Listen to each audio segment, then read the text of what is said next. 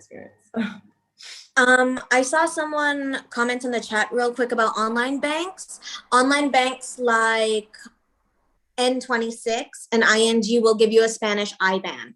I also saw a lot of questions in the Q&A on what is an IBAN. IBAN is the number of your bank account, and you're going to have to give that to your school on the day that you arrive. I have here a question about currency, cash credit, transferring money, and Venmo. So if you would like to transfer money from your US account to your Spanish account or vice versa, the most common one that most of us use is called TransferWise. It has the lowest fees and it's the most reliable. As for Venmo, in Spain, they have Bizum. And again, Bizum is used with a Spanish phone number. So another reason why you should get a Spanish phone number. Yeah, and I had the question, do I have to use my Spanish credit card, or can I use cash, or can I use my American credit card? So that's going to be something, before you go overseas, I would suggest talking with your bank. Definitely don't forget to advise them that you're going to be in Spain, and ask them about the best travel card option for that. Some of those credit cards will give you points as well, so added bonus, and they'll allow you to actually use your card without being charged an extra percentage. Most banks, when you use your American credit card or debit card in Spain, what will happen is when you go to the ATM, most of the time you'll get charged a surcharge fee on top of what you are pulling out of the ATM. And this can be very high. So I would suggest to definitely discuss these options with your bank. And yes, you can certainly use your Spanish card the moment that you put some funds in there. It might be worth it to, when you're opening up a bank account, with most bank accounts in Spain, you'll need to deposit 50 euros or 10 euros or some amount just to have it present in the bank. And at any time, if you feel unsure about how to have this conversation with banks in Spain, contact your school. Hopefully, maybe your bilingual coordinator or one of the teachers that you work with will be your helping aid. I mean, in years past, I've had several friends that were able to speak with their coordinators, and they accompanied them to help open up the bank and get anything done with paperwork. So do not let your level of Spanish, concern you. You have several people in your community, in your school. You'll find friends upon arrival, and everybody will help each other out. So keep that in mind. Just want to address this last thing. This might have been addressed already in the question I just answered, but do I close down my US bank account when I come there? Absolutely. Your finances are your personal thing. I definitely did not. So Me neither. Yeah, I wouldn't, from my personal experience, I wouldn't suggest it. Somebody is asking, what are the benefits of a Spanish bank account? The benefit is that's how you get your stipend. So you need to do that. I just wanted to address that really quickly. Go ahead, April. Sorry. Oh, Camila. Spanish bank, like that's a lot of times, like for example, my utilities for my last place, they put my IBAN number in, like he like changed out his number and his account for my Spanish bank account and information so that like I would get charged the utilities every month. So it really is like universally useful for like every aspect of life here to me. Okay. And someone's saying if they should take cash. No, it's what April said before. Do the TransferWise, get a bank account and you can link it to your American bank account and you do the transfer there, right? On the term of, I'm going to take this moment to address a little bit about the phones and internet, while we're talking about banks and stuff. But as I said, it's very important to get a phone for banking and for life and Bizum. But some phone plans, here the phone plans are very, very cheap and they're really good. There are more or less 3 to 5 cell phone and Wi-Fi companies that are the big companies in Spain: Movistar, Orange, Vodafone. There's one in País Vasco, but those 3 are the main ones. And beneath those 3, they have like budget companies that piggyback off their networks. So you have Lowy, 20, Mass Mobile, and many more.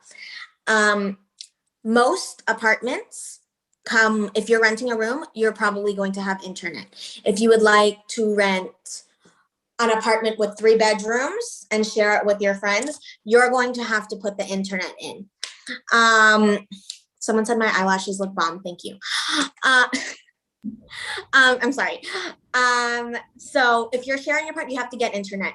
And within each kind of like zone in the city or in the country, one of the top 5 or the top 3, Movistar, Orange, Vodafone, is gonna work better. So for example, where I live, Vodafone and Orange the internet isn't as fast, so I'm with Movistar, which means that I would have to, if I wanted to get a budget one, I would have to go through a budget company that is on the same network as Movistar. And also, if you are going to get Wi-Fi, I would recommend you get your Wi-Fi and your cell phone plan together because it's much, much, much cheaper. I pay 34 euros a month for internet and 28 gigabytes of data. That is accumulative. And then they gave us 60 gigabytes for summer, just for fun. But yes. Okay, so we're gonna, sorry to interrupt, April, we're gonna have to go on. I don't know if anybody wanted to say like the really last thing concerning bank accounts. The most important thing is that you really need to open one, yeah? Okay, so we're gonna move on to schools and class prep and stuff like that. I think I addressed this before, but probably maybe not. Is there a possibility that if schools get shut down, we'll go online? That is a possibility. That did not happen at all during the last school year, okay? This is what I was addressing at the beginning. It happened when COVID shut down everything, but then not during the last year, except in some certain classrooms. When there was somebody that tested positive, they might have shut down one classroom. So then you might have to. But no entire school was closed during the entire last year. Okay, so that's, if it didn't happen last year, it's probably not going to happen this year, even though with COVID, you never know. But I wouldn't worry about that. All right, if anybody else could jump in with this. Sure, I can Michael? go ahead. So yes, please. Many of you are wondering right now, what should you do in terms of contacting your school?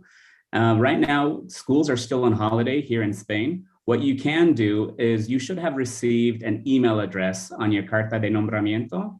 There, you can contact your school directly and send them an email. Now, that email can be replied to, or it could just be, forgotten until your first day of work. But what you can do is at least write to your bilingual coordinator. Most likely they will receive it first. Go ahead and just give a little short bio of who you are, where you're coming from, and stating that you're the language assistant for the upcoming school year. So if you get a response, that's great. If not, no worries. Everybody will be reporting to their first day of work on October 1st. So what that will look like, everyone should be be at their town prior to that date, if possible, but you will go ahead and enter your school on the 1st of October. You will make your way to the front office, and hopefully by then, somebody will recognize you as maybe the new language assistant for the school year. And when you're there, you can go ahead and introduce yourself to the faculty and everybody in the office. Now, keep in mind, I know a lot of you are probably nervous, but the most important thing to keep in mind is to put on a smile. Now, if you can't smile with your mask on, go ahead and, show some open body language. You're going to be meeting all of your new students, all your new coworkers that day. So as long as you're coming in with a cheerful attitude and open vibes, you should be fine. So that first day of work should happen there. You will go ahead and, if possible, provide your school on your first day with several documents. You would like to provide them at least your phone number that you obtained, your banking information, hopefully, that you have.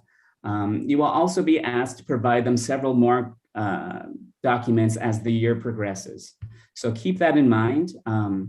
But the most important thing before entering and leaving any classroom or any facility in Spain is to enter the room with an hola and to leave the room with an hasta luego.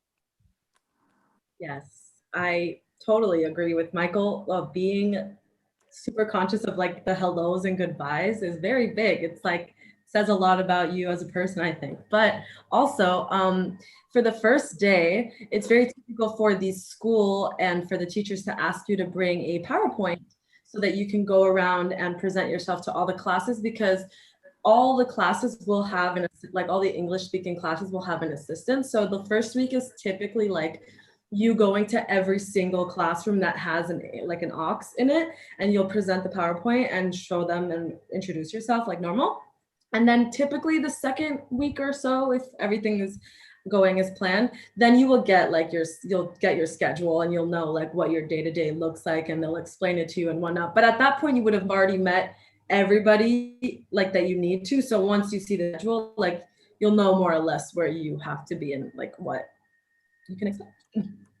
Yeah, I second the PowerPoint. The PowerPoint is like, make it fun and interactive too. Let them know about where you're from. They really want to know about your culture, because the whole point of the program is to be able to, well, one of the points is to be able to really like bring that culture to Spain and let people learn about it. And a question that I got, so how should you dress? Like what should you wear? So I would say always just the first day, just wear smart casual type clothes, something that is decent looking, like clean and crisp, and show up. The school coordinator would love to see that. And throughout time, you'll find that maybe the teachers are a bit more casual with their dress, so you can take it from there. Yeah. Also, you can just feel the, like, as well as going, what Dana said, like going the first day, like, casual. Usually you'll catch the vibe of everyone at the school, and it's like very different for locations too, but it's really normal, just appropriate clothes. It's not really anything too crazy. And upon arrival as well in the classroom, it's really important that you speak with your bilingual coordinator and talk about what the expectations are for you as a language assistant and for what they are for the school year. I mean, it's very important that you share your personality, your concerns, your abilities with your bilingual coordinator. From there, they will see your strengths and maybe your weaknesses, and you can come up with a plan with what's going to be happening with the school year. The first few days, just expect to just observe and to take notes, but really observe, ask questions when you have doubts. Asking questions will only open doors and they will never close doors. So just do your best with but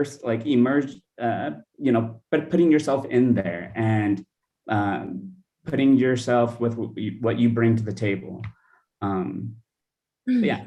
I also saw someone say if we're presenting these in English or Spanish, and it's always going to be English, like always English. Don't even if you speak Spanish, like I'm fluent in Spanish and it slips when I say like someone's name or something, always speak in English, because if they even get a hint that you understand Spanish, like they will not try with you at all, especially the little ones. Like if they know at all that you know Spanish, like that's it, English out the window. So always speak in English. And if you want to speak to your teachers in Spanish to like connect to them a little more, make sure there's just no kids outside of class or anything, but always English in the class. That is super important. I saw something about preparing for high school, and I'd like to add about that introduction preparation for high school specifically. I found it very useful that along with my introduction presentation about me, about Canada, about holidays and things, I gave them a 10-point listening exercise that they have to answer after, because in high school, obviously they have a higher level, and usually the teachers, in my school in particular, when I presented something about Halloween or Christmas, they would ask me to create questions for listening to see if the kids pay attention, if they understand what you're saying. So just have 10 easy questions. What is her name? How old is she? Where is she from your presentation that you make about yourself, so that the kids in high school, also the teachers can get like a listening mark from it. And in terms of preparing things for high school, we are the language assistants. We are the native students. We are not expected to teach grammar. Normally, I was asked to do speaking and listening, but it is always good to be open to helping the teachers prepare grammar activities or games for like ESO and Bachillerato. I prepared just PowerPoints of grammar games, also debates for high school. I prefer high school. Yeah, it's a little different for, I've only had elementary school kids, and they typically, it's this kind of the same, like they're always encouraging you to bring in stuff if you have any ideas to help teach it better. But it's not like on you to come with materials. Either they'll ask you for it because they're just like running out of ideas, or they're just genuinely wanting your input. So it's more like, if you have something to offer, go for it. Like they'll be more than happy to look at your suggestions. And then if they actually need something, they'll ask you for it. So you'll know when you need to prepare things. I think maybe we can move along to the next and final top 4 The questions. last and final one. Yeah, it's a good idea, Michael. And that one is about your NIE and your TIE, your residency card. So if you guys could address that, that would be great. I'll go on first. So regarding the NIE, I had the question about getting an appointment to set it up. So I would say with the NIE, this is I'm pretty sure this process is the same across all regions. And don't be concerned, you'll be able to book your appointment ahead on the public administration site. So I'll go ahead and I'll link that in the chat bar so you can take it. But you're going to be able to set up your cita previa, which is going to take place at the National Police Station. And the reason you need to do this is because if you just show up, they'll tell you to make an appointment. So make sure that you go and you set your appointment beforehand, and you'll need to bring your fingerprints and some other documents I believe your school will give you those documents to bring beforehand, unless anyone knows them off the hand. But yeah, so once your appointment is set, then you can show up and they'll take care of you getting your NIE. And I wanted to make sure that we specify the difference between NIE and TIE. Yeah. Your NIE, for most consulates, if you check your visa when you do obtain your visa, your NIE will be located at the bottom of your visa sticker itself. And it should be a 7-digit number followed by first should start with a letter, 7-digit number, end with a letter. So several consulates do not provide you a NIE, and when you arrive to Spain, you will have to go to the Extranjería, the foreigner's office, and they will help you obtain to get that NIE. Now, for everybody else who is, in those consulates that do give out the NIE on your passport, that is that number, okay? Keep that in mind. That's just the number itself, numero, NIE. Now, when you arrive to Spain, what Dana was talking about was getting your actual TIE, your tarjeta. Your tarjeta is your actual ID card. Now, it's your job to go ahead and solicit that appointment within the first, 30 days upon arrival in Spain. Now, for some people and some comunidades, sometimes it's really straightforward and the appointments are easy to obtain. Other comunidades like Madrid, where there are large demands for this type of document, can take some time. But your job is to make sure that you are relaxed. It's something that you will obtain. There's plenty of blogs, websites, forums that talk about obtaining these documents. Now, this document will be your legal card once your visa expires. So for most people, that student visa is only valid for 90 days. So during those 90 days, you are to obtain your TIE and go ahead and move on and continue on with the rest of the school year. That TIE will be a document that you always carry along with you in your pocket, in your purse, in your wallet, and that will be your identification within Spain. Now, that's your identification within Spain. If you're traveling to any other European country, you do need to provide your passport as well when you're traveling. So it's best to have both documents together. So keep that in mind.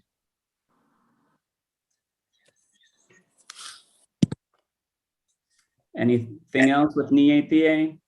One of my biggest pieces of advice, if you can't get on time or having hard time getting appointments, I struggled a lot with it, and I obviously still do, but a lot of appointments come out like at certain times and like certain days. So if you check with your region, or like you could even ask probably one of your coordinators or someone who's dealt with this already in your location, check and see what times like they come out, because sometimes it's like Friday at 9 a.m. and you're there and like a bunch of appointments come out. So it's also good to just ask and see if anyone knows more or less like when the appointments come out, because that's what helped me. So just a tip I thought of. Yeah. So when you do apply for your TA, you will have to provide some documents and some tasas is what they're called. They're payments that you go to a bank and make a payment for. And I believe there's, 3 to 5 documents that you need to take with you. Now, one of the big questions is having passport size photos. Now, if you're coming from the USA, the passport size photos are different from those to what we use here in Spain. The good news is that you could probably leave those passport photos at home and wait to get your new photos done here in Spain. You can go to one of the many kiosks around all of the whole country. You can get up to, I believe, 3 to 5 photos for €5. And they are very specific with their sizing. So if you do show up to any of your appointments where they do ask for a passport photo, chances are, if it's from the US, they'll look at you a little funny and probably pull out the scissors and start chopping. So to save yourself some time and some embarrassment, go ahead and get those photos taken here.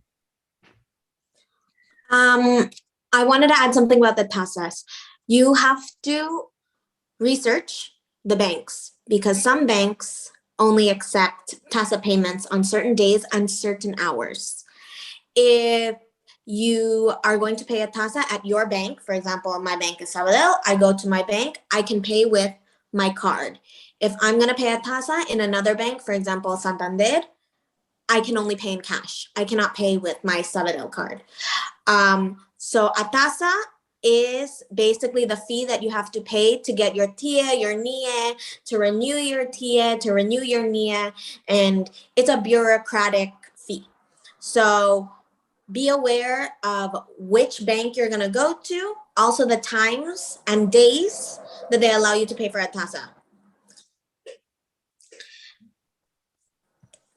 There's also tasas are for a lot of different things. For example, like if your TIA expires and you can't travel with or without it, then you have to get a regreso, which is like a document that just allows you to come in and out of Spain. That's also something you need to get a tasa for. So a lot of the documentation that comes with all these appointments, like make sure you know exactly what you need to bring, because if you show up to the appointments and you're literally missing one form, like you have to do the whole thing all over again. So yeah. Okay, so I think we've tried to cover those 4 big topics where we had received the most number of questions through the form that you guys sent in. So now we're going to try and take some questions from the Zoom, and some from the Zoom chat. We've been answering some, but some that we think are interesting for everyone to know. How does health insurance work? Do we have to purchase it? The answer is no. I saw online that the ministry has secured insurance for us, but not sure how that works. Could someone address that, please? Yeah, I could start. Thank you. For the health insurance, now this was pre-COVID, so I'm actually a little unsure if it's changed, but I wouldn't assume that at our orientation is where you get your insurance card. So when I signed up for my orientation, I remember I would look on the website. I would check on the website and in your emails, because I got sent out like a list of like every like region, in where I was, and it would tell you a certain location to go to your certain orientation. So there wasn't like everybody in one spot. And then when you got to this location, they would just give you a brief little PowerPoint on what to expect, kind of like this. And then at the end of it, they give you your insurance card. So if it's still like that, then that's how you will obtain it. If not, you can check your emails because your insurance also emails you like an entire thing laying out the package that you have under your school. And I'm sure you can request a card through there if you didn't get it physically another way. I don't know if anyone else wanted to add on to that. Okay. I think because of time was, does anyone have something really quick that they need to add on to that? I was going to say, if anything, I'm putting in the chat right now, the usembassy.gov, a list of medical doctors that do speak English. So you can visit this website and you could go find out where you're living and which doctors that you would need to specialize with if you're looking for an English speaking doctor. Insurance does not cover dental or eyes. Okay, someone just asked that in the question in the chat, and I just Nor does it cover pre-existing issues. That depends, Dana. I think that depends. So yeah. All right. Then there's another question that I also wanted to talk about. A lot of people have concerns about public transportation, especially in Madrid, and then you have a metro system and stuff. That's great. And so you're not going to have any problem with that. If anyone just wants to say like one sentence about that, because that's really easy. But people are concerned if they got a smaller town or a smaller village and how to commute. Can you guys help out with that, please? How they would travel? When you're in a smaller town or village, there are some buses, but in regard to your commute to school, most likely you will be able to carpool with one of the other teachers. And I want to say 90% of the time, almost 99. So, yeah. That's why it's important to contact your schools. And if they're not answering you now, they will by the time, by when September 1st rolls around, because they'll be back there. Okay. So you'll get all this information from them. April, you wanted to say something? I saw someone quickly write that there's no buses that go in and out of her town. My cousin lived in a very small town and there was no buses either. And the people in town were very, very nice. So whenever someone was going to the city center, they would tell him. And if he wanted to go with them, he would go with them. So be open, nice, and talk to the people in the town, because most likely they will help you and take you to the center if you need it.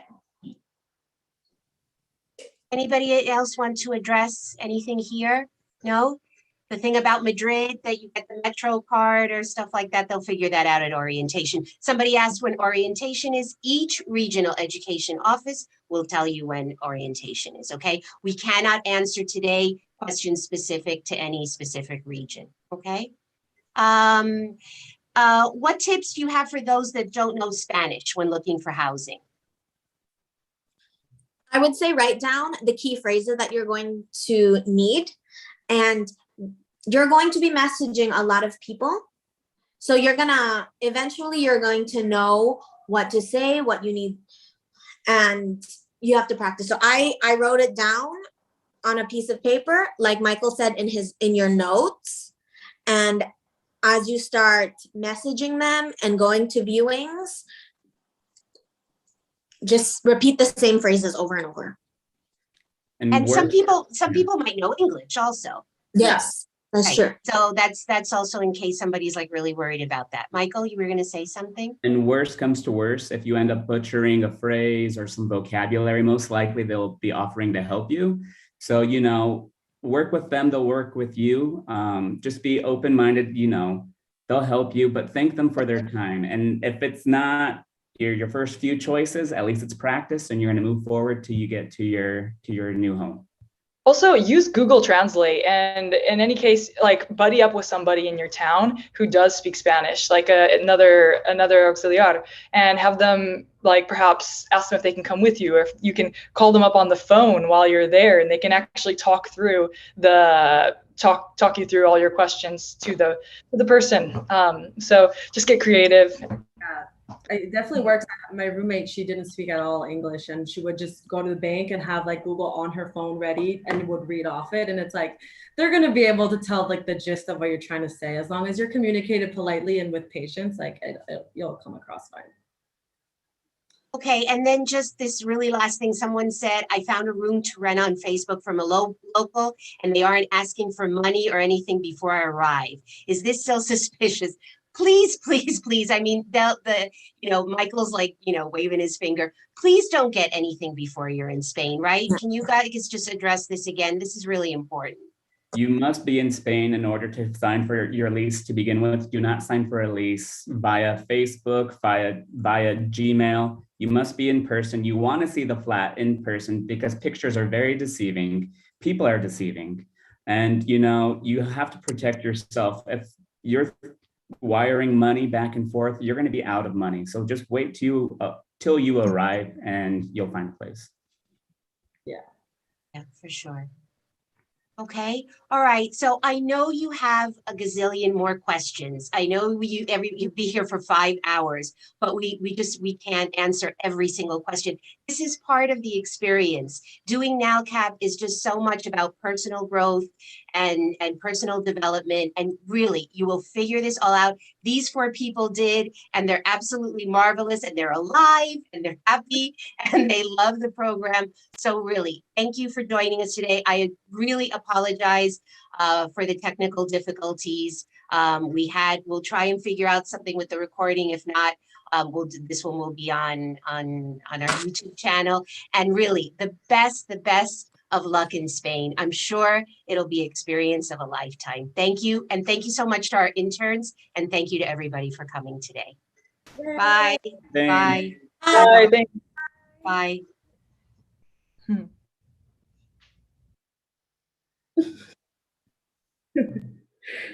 Do we just get off? What's happening? There's still 150 participants. We get off? Are we gonna talk after? No, we're just